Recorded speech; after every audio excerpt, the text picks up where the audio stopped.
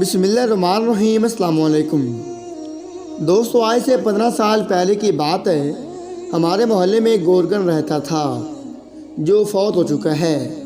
اس کا نام محمد یوسف تھا۔ مضبوط جسم اور بڑی بڑی آنکھیں جن میں نور ہی نور بھرا ہوا تھا۔ ایمان اس کے چہرے سے چھلکتا تھا۔ بارش چہرہ اس کی ایک ہی روٹین تھی۔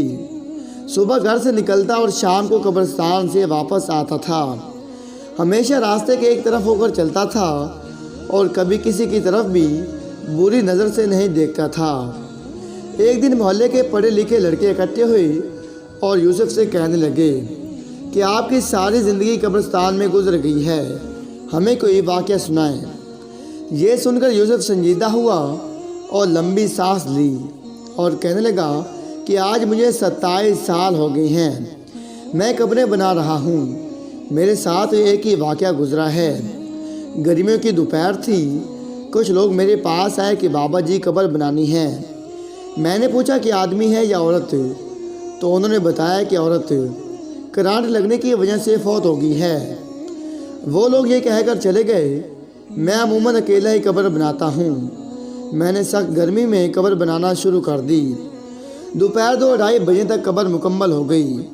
قبر کو فائنل ٹچ دینے کے لیے میں نے قبر کے اندر کدال ماری تو مجھے ایسی آواز آئی جیسے کوئی شیشے کی چیز ٹوٹ گئی ہے، اور بس پھر خوشبو ہی خوشبو پھیل گئی اور قبر ٹھنڈی ہو گئی۔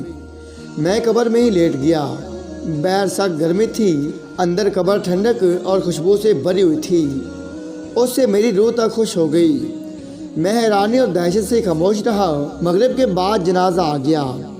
عورت کے ورثاء نے اسے دفنا دیا اور چلے گئے، مگر میرے اندر تجسس بھرا ہوا تھا کہ اس عورت کی کون سی نیکی ہے جو اس کو اتنا بڑا انعام ملا ہے۔ باتوں ہی باتوں میں نے معلوم کر لیا تھا کہ یہ عورت فرید گیٹ بہاولپور کے اندر رہنے والی تھی اور بجلی کے کرنٹ لگنے سے فوت ہو گئی ہے۔ آباء و اجداد یہیں کے رہنے والے تھے۔